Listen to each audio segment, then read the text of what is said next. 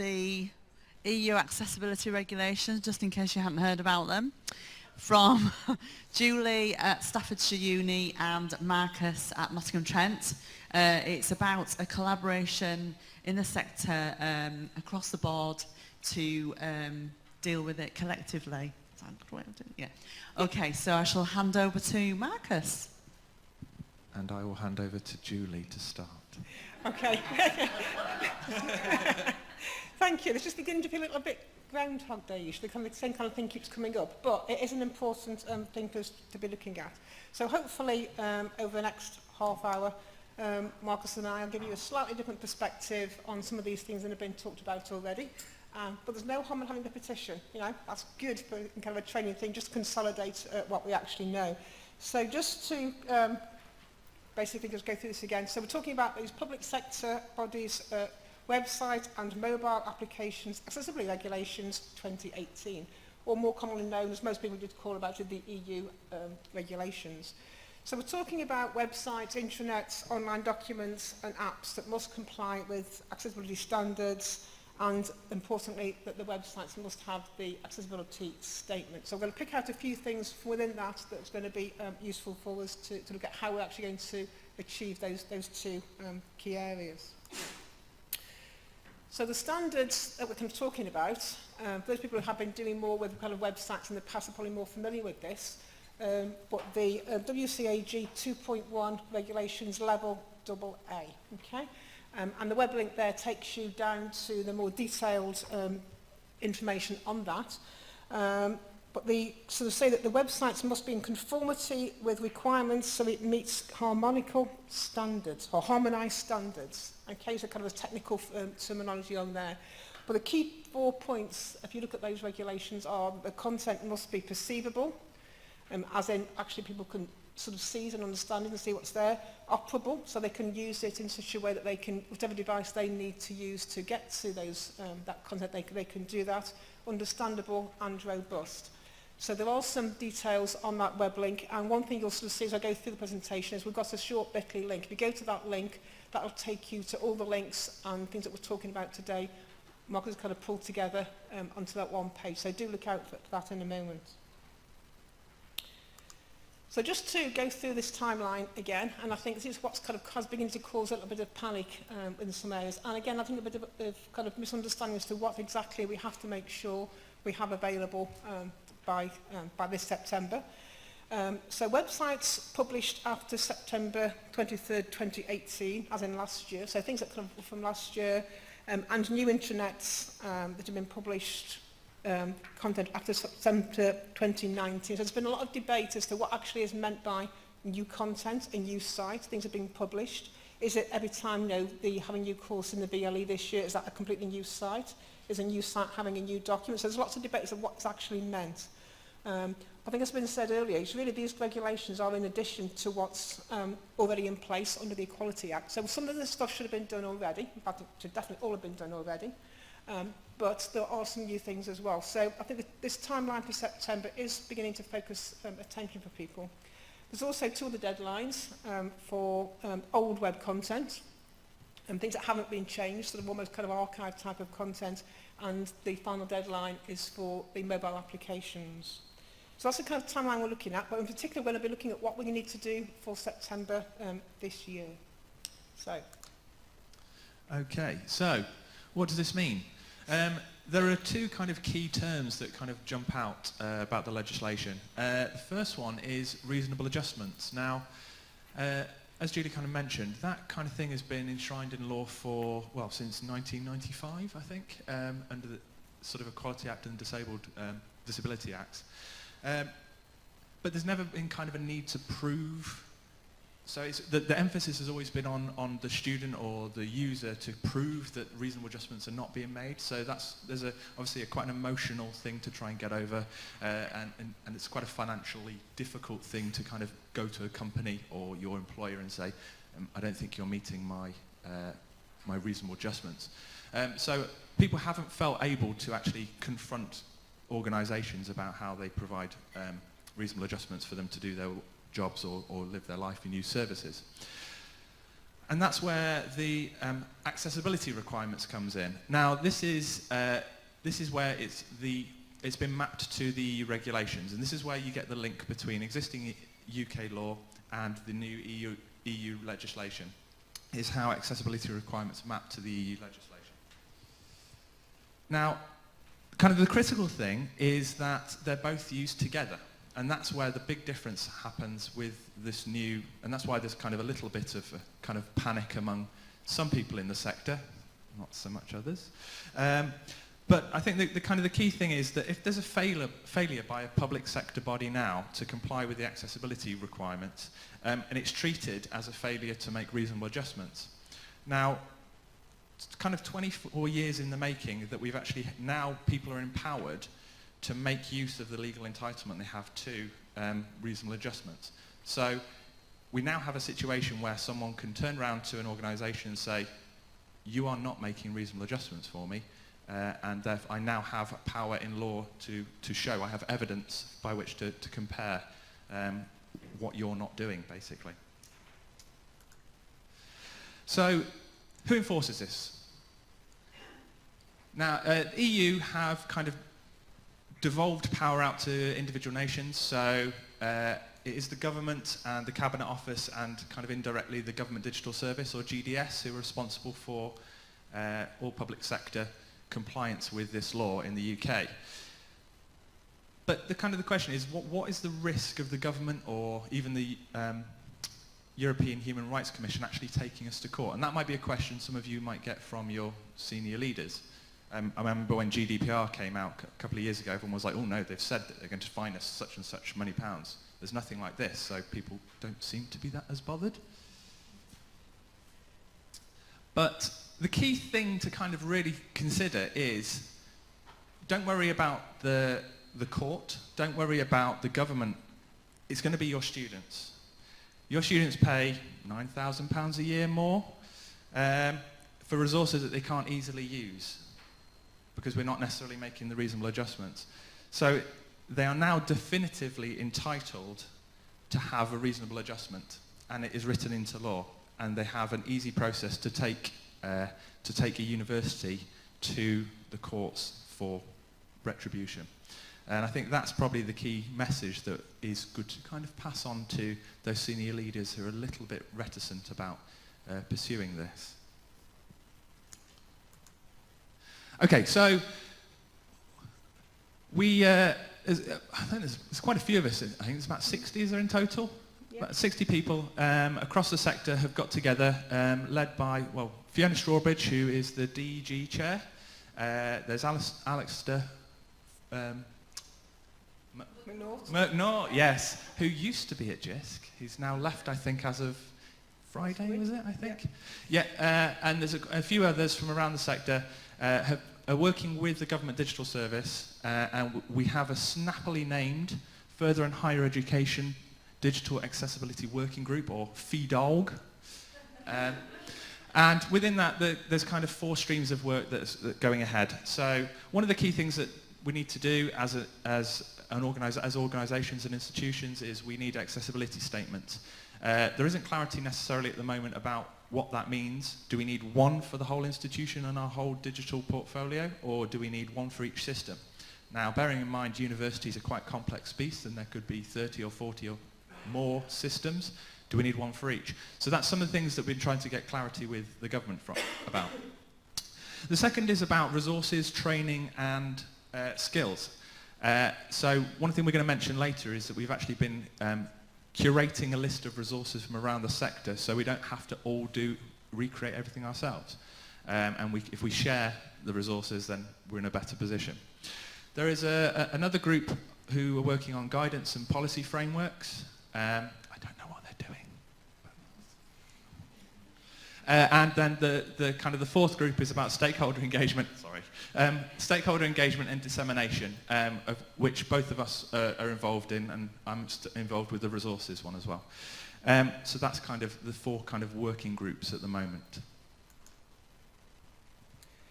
So obviously the key thing for us in this event today is kind of thinking about what the relationship of all this is to digital capabilities. sort of say, what do we need to do? So we kind of picked out a couple of kind of key things that we think are going to be really important, and hopefully some of the resources we'll share with you later will help us to address some of these areas. So one of the key things is, I think we were talking about yesterday as well in some of the session that Laura did, if anyone came to that one, is making sure that staff have the skills and the resources so that they can embed right from the start accessibility into all the content that they create, no matter where they are. There's also an area about helping students and other staff, for that matter, to actually use our content, understand what kind of tools and techniques they might want to use to make sure that they can get to the content in the way that they want.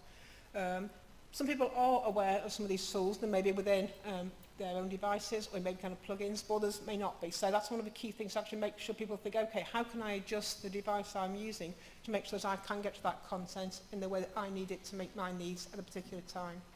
So here's some of the things that Gareth was talking about earlier, being able to kind of have things offline, and to think that kind of thing as well is important. So leading on from that, we have some kind of key questions to start thinking about. So what are you, in your role, in your team, and what is your institution doing about this whole area? What's it going to mean for you and the people that you're actually supporting, and who needs to know what, and how might we need to inform and train them? So those are kind of the key questions that we thought we need to start addressing. So I'm going to move across and hand it back over to Marcus, and we're going to make you do a little bit of work now. Okay, so some of you weren't here yesterday, and most of you, I think, who were here yesterday probably went to Laura's session. Laura Hollinshead from Derby, yeah. She did something quite similar. So for those of you who are new today, this is all new. And she looked at different, we did an activity where we focused on different groups and how we might support them. However, I think there was one list missing from, well, a couple we think that were missing from that list, but please tell us if we're wrong. But that was students and senior managers and executives. I think, so what I'm going to ask you to do is you can pick on your tables either students or senior managers. Who do you love the best? And I would like you to spend, what should we say? 90 seconds, no. Let's say 2 minutes? Yeah. 2 minutes. We'll give you 2 minutes to have a really quick think about how you might inform and train that group. So either pick a students or senior managers. How are you going to inform them? You've got 2 minutes to start off with. Go. Okay, I'm really loath to break up the conversations, but it'd be really good to just get some very, very quick feedback from the room about some of the discussions. Can we, any tables talked about senior management? Anyone want to kind of surmise what they did in 160 characters?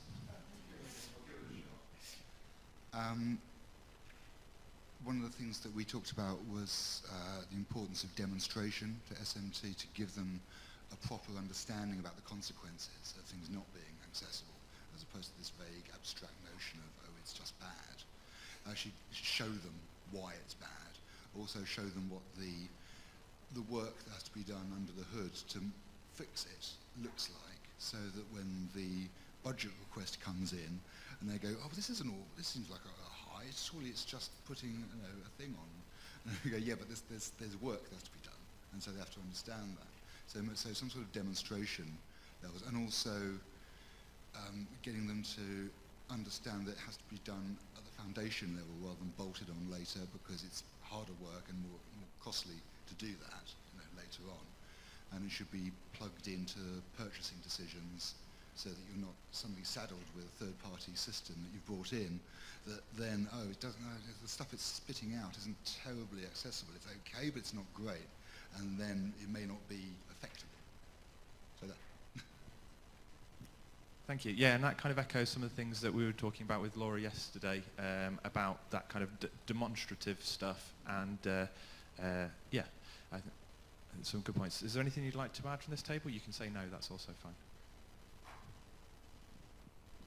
Say it's also emphasising that reputational element and making sure that our executives understand that impact, because particularly in some of our institutions they very much pride themselves on having an inclusive approach, and that's something that we like as institutions to really shout about, but that also includes accessibility. We don't necessarily want that to be challenged.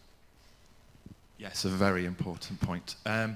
As the newspapers have picked up the story of the young lady who sued a university for a Mickey Mouse degree recently. They love good press, don't they? Right. So, students. Does anyone, any table would like to share some of their ideas? Not Natty. Anyone else? And not Jim either. We've heard from them already today. Anyone else? Yeah, go on then. Go on. You just make me run really far, don't you? Can you? Although you have great shoes, so it's okay. I began by saying to the group that actually we tell the students nothing, and we just leave them to it. The less they know, the less chance there is of them suing us. But actually, something that we're doing at the University of Cumbria is, on the back of a JISC review of our websites, is we are starting to promote accessibility tools to all students rather than just disabled students. And a suggestion over here is actually to put them under the heading of productivity tools, but describe them as useful tools for accessing resources. So whether that's screen readers or translation software or dictation software, so that they can start dictating an assignment directly into a Word document rather than having to type it. That having those accessibility tools available to all students is probably more useful to them than going into the nitty-gritty of some EU regulations of what they can and can't do with a particular document format. Yeah, I would agree with that. At Staffordshire, where I am, we've done something that we call Study Smarter with technology, which we've kind of promoted to all students. It's not just disabled students or anyone needs it, but it's basically making use of what tool you have in your pocket, being aware of what's there. There's so much more you can do with Office and Microsoft tools now, and various kind of plugins for web browsers. So that's kind of how we've kind of labelled it, kind of studying smarter for everybody, not just for disabled students. So yeah, I would definitely agree with that. And I think there's probably also something about preparing students for the world of work, and they may go to work in a public sector body, so obviously the legislation will be applicable to them. But there's as Gareth was saying earlier, there's a moral and kind of ethical consideration that we create accessible documents, and throughout their working lives they will be creating resources, won't they? So, well, you hope. So yeah. So, what are your challenges and concerns? Now, yeah, this is recorded and being shared live, but don't let that stop you. Would anyone like to share some of their kind of current concerns? Obviously, you could turn them into opportunities, but would anyone like to share some of the current concerns about their institution or the situation they find themselves?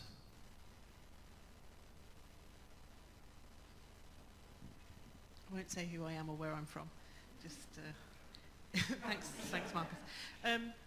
So we are fervently trying to sort of look at our website, which is a huge estate, absolutely massive. We are trying desperately to look at our VLE as well, not just the content that goes on it, but actually, the technical underpinnings of it as well and how accessible that is. And as we were discussing on our table, I find the most difficult part of acting on these regulations is senior management understanding that none of this stuff comes for free. That it will either take someone's time, which is not free, and means that other things will have to suffer as a result, that changing technologies is equally not free, that trying to train people and get people's understanding up is not free, and it's certainly not something you can do without their involvement. We have a quite devolved structure, so a lot of our faculties and departments can in some ways act quite autonomously, and so it's very difficult to actually get into the places where you need to get into, the people who are actually creating the content and making the things that need to be accessible, and actually get them to make them accessible and put that onus on them that it is their responsibility to do that. And I think that's kind of where we're at the moment, is we're sort of stuck in this, we know what we need to do, but actually we need some help to do it, and to give some gravitas to the problem. and that's just something that we're not necessarily getting. Excellent, thank you. Anyone else? Okay, well, I'll share one. I think when the EU legislation was put together, most people were thinking about sort of council websites where they would have a web team that create content, and it's probably quite small and centralised. Avili, however, is a different beast where you have over 1,000 contributors and resource makers. So it actually becomes a completely different way of working and thinking about it. I mean, I know our marketing team is doing an incredible job kind of putting making the website accessible, but actually there's the whole rest of the estate has a long way to go. So I'm going to be quite busy over the next year or so. Yeah. So the big question is, FEDOG is like a voluntary group of people who've kind of banded together like merry men and women. But well, this is an open question. Do you think that as an organisation in the sector should support and help us? So thinking, should UCISA or one of the other organisations step up and kind of consolidate this and look to host some of the resources or just generally support it? It's an open question. So I heard a yes, I'll take that one. Right, good.